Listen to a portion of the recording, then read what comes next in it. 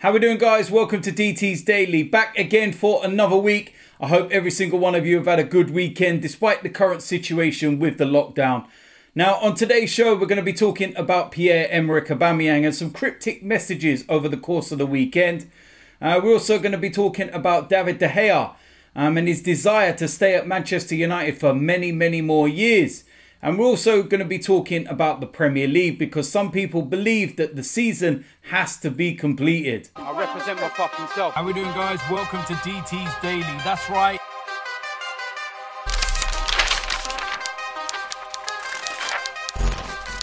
So the first place we're going to start is Pierre-Emerick Aubameyang, and we all know the reports and we've all seen the rumours. And everyone's trying to link him away from Arsenal, Barcelona, Real Madrid, Inter Milan, Manchester United and now Chelsea have been on the radar. But over the course of the weekend, there was some quite puzzling and cryptic messages, and I suppose you can take of them what you will. Now, the first one that surfaced over the course of the weekend was actually by Aubameyang's dad. Now, somebody on Instagram posted a story, and on this story they posted a picture of Aubameyang when he signed for Arsenal. And obviously he had his brothers there and his dad. And the person that, sent this obviously tagged Aubameyang, and he also tagged his brothers and his father. And he put the caption, "You know what to do, bro." Obviously meaning, you know what to do, sign the contract. Now, Aubameyang's dad has obviously seen it and he's reposted it. Now, you've got to look at that and you think, it's a bit of a strange one. Why would his dad repost it? Does his dad agree with it? I know that his dad does understand some English, so there isn't going to be that sense of lost in translation, so to speak. So yeah, it was a bit of an interesting one as to why he did that. But maybe those are his personal thoughts. I know that, Aubameyang and his brothers are very outspoken and they do like to make their feelings known. But yeah, it's a bit of an interesting one. And obviously Arsenal fans will jump on it immediately and start thinking, that's it. If the father's involved and he's telling his son to sign the contract, then he has to. But Aubameyang's his own person. His dad may think that he wants his son to, sign a new deal and that would be the best thing for his career. But ultimately, it's down to Aubameyang. But then a day or so later, again, a bit of a cryptic one. Instagram story, Aubameyang uploads a picture of himself in his home gym. And then he goes and writes with it, working on it, don't worry. And then a crazy face. And you're looking at that and you're thinking, right, okay, can he get away with saying that he's working on it, as in himself, because he's in the gym? Or is he just kind of responding to what his father's gone and put out there with the contract and everything else? And he knew already that it would have blown up. It would have been all over social media. There was thousands of people on Twitter to Instagram and everything else. So he would have seen it and known that this is out there, and he would have seen what his father done. So was this his response to that? Are we reading too much into this? Are we clutching at straws? Are we that desperate for Aubameyang to sign a new contract that we're literally taking every single thing that he does and using it as a way of saying that he's going to stay? Personally, I think that he will stay.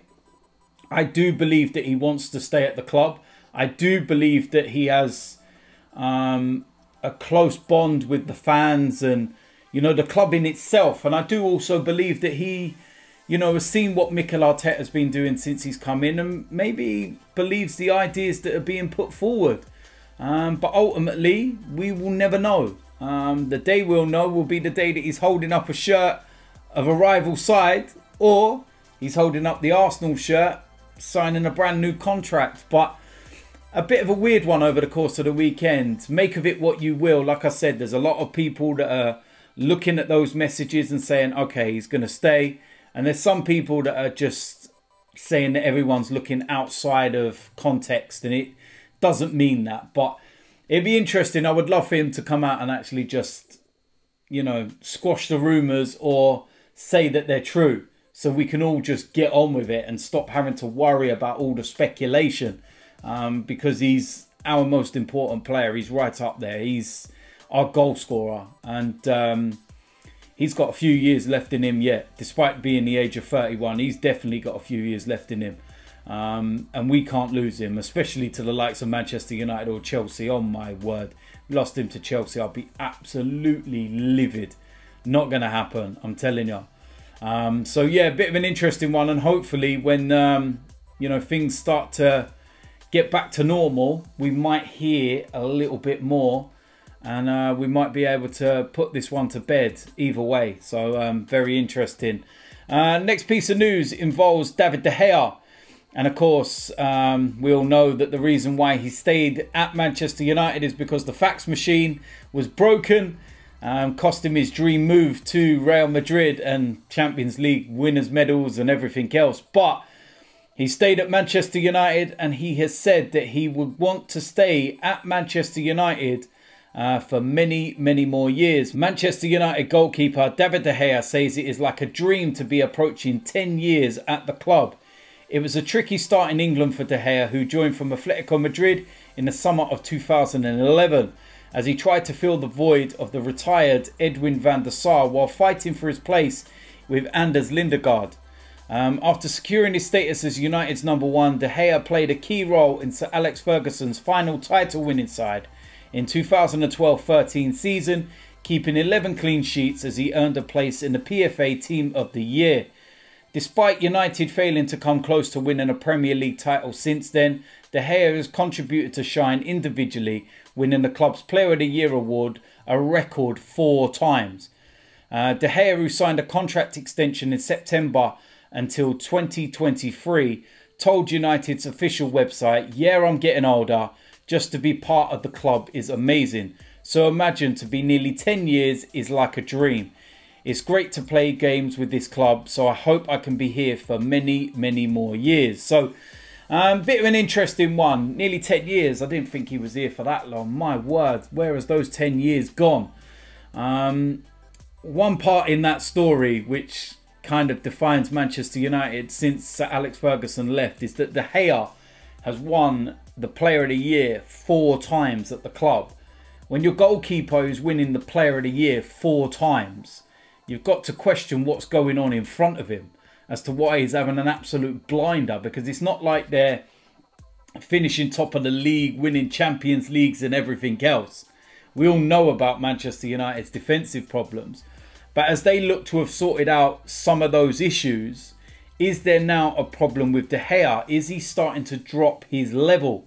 There's been a lot of high-profile mistakes from De Gea in recent times. You think even before the break, the most recent, there was one at Everton where he smashed the ball straight into Calvert-Lewin.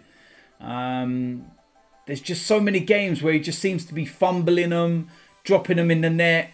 Doesn't seem to be as strong and as commanding as he once was.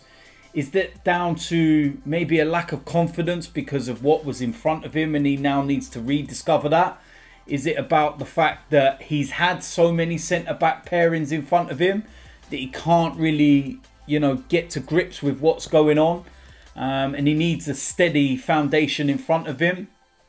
It's an interesting one, but I do think that, you know, he's got a few more years left in him at Manchester United. Of course, Manchester United do have a goalkeeper ready and waiting, and that's Henderson at Sheffield United. I didn't actually realise that was their goalkeeper until I spoke to Flex about it. So they've definitely got someone that's not going to sit around and wait for much longer. If he's doing that in the Premier League already at the likes of Sheffield United, he's going to be wanting to knock on the door at Manchester United and get that first team place. And I can't imagine him coming back to Manchester United and spending, you know, his time sat on the bench. So that's an interesting one, and Manchester United are going to have to make a decision very soon as to what they do with that, because, you know, goalkeepers like Henderson, they're not going to wait around forever.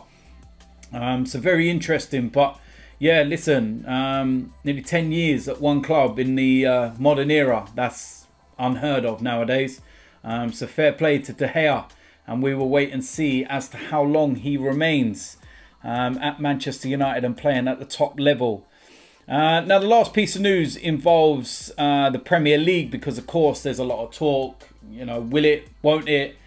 Voided season and Liverpool with a title and everything else. And, of course, the first major European league, the Dutch league, have voided their season. And there's been no relegations, no league titles. Ajax have not been awarded the title despite them being top. I know it was on goal difference over AZ, but they get that Champions League spot at the, you know, first place and whatever, because of whatever way they're going to do it. But, you know, Holland have led by, you know, example from the front and said that's it, season done and dusted. So will the Premier League follow suit? Now, Henry Winter, who is a football writer, has been speaking on the Sunday Supplement on Sky, and he says that it is really important that football completes the season. It's not a Liverpool thing, it's not a Leeds United thing, it's not simply about the teams who have fought hard to get into the Champions League positions. It's about the general sporting principle that you finish what you started. This is an unbelievable situation that this country and the world is in, but what a moment it's going to be when football can finally get going again. And fans can walk back into stadiums and go, right, where were we? And you fight on. You can't surrender the adversity, even one as big as this. I agree with Oliver Holt, who is another football writer. And his conclusion is that if it comes down to points per game, then that's the way it's decided, then fair enough. It will still be a huge risk against the season, but we can't take that as a void a season. I'm slightly disappointed that the path the Dutch league have gone down, and there will be a lot of eyes watching the Bundesliga, but you cannot rush back. It is as simple as that. However, voiding the season would be a surrender, and I don't want to face that yet. This is simply not a Premier League issue. We have to consider every team throughout the pyramid. We lost Bury this season, but we have to keep clubs safe and preserve the pathway for players and coaches to progress. Football at the elite end must understand its place at the top of the pyramid and support and protect those below financially. So look, what I will say about this is that unless it's safe to start playing football, I don't think that we should even be talking about it. And I don't mean safe as in they can play games behind closed doors and people are still dying. You know, 700-800 people a day are still losing their life. For me, that's wrong. You can't be playing football matches whilst that's going on. What would be safe is when football fans are allowed back into the stadium. Once there's no major social distancing rules in place, and once you can start to get back to normal, how it used to be, that for me is when it's safe. Not when there's 700-800 people dying. And not about Liverpool. It's not about them winning the league or anything else. To be quite honest with you, it's gone on so long now. I actually don't care if they give Liverpool the title. Just give them it so everyone shuts up and we can just move on and focus on next season. Focus on looking forward to that. You know, and there's so many different issues that they've not mentioned and spoke about here. And that's the transfer window. When that finishes and, you know, opens up again at the start of July, which is why they had that cut off at the end of June. And it's like the ramifications, man, are just huge. And are they going to deal with it? I agree with one thing they're saying, which is, you know, the lower down the pyramids and everything. And we need to look after those lower league clubs right down into the non-league section, because there's clubs, you know, that are losing their status. Clubs that have been around for in excess of 50 odd years. And they're losing their status because they can't afford to run. I know myself now how expensive it is to run a football team. You know, some people can laugh and say it's right down the bottom end. But believe me, it costs thousands to run a football team. From pitches, kits, referees, registrations. Oh my word, you have no idea how much money goes into running a football team. So I can see why a lot of those lower league clubs will be in trouble, because a lot of them rely on local sponsors. You know, the local shops, the local pubs, the local businesses. And a lot of those are the ones that are struggling right now. So the last thing they're going to want to do is go and pump a load of money into a football club for 12 months. It's not going to happen. Their survival is their business. That's what they've got to do. So it's a very, very interesting one. And like I said, we're just going to constantly keep going over and over. And there's no right or wrong about this. There's going to be people that are happy. There's going to be people that are unhappy. I suppose even if you give Liverpool the league, there'll be some Liverpool fans that ain't happy because they'll feel like they haven't won it properly. And they've just been given it like a, you know, like a, okay, well done sort of thing. Yeah. You should have won it, but you know what? Here you go.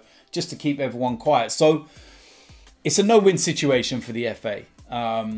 And I do feel sorry for them in that sense. But we need some clarity now. It's been going on for too long and we need to start getting an understanding. We need to start looking at this and saying, right, we're going to finish this league or we're not. And if you're not, void it, done and dusted. Let's move on and then let's look to focus on next season and start afresh. It's as simple as that. So there we go. That is it for today's DT's Daily. As usual, let me know in the comments section what you think about today's topics.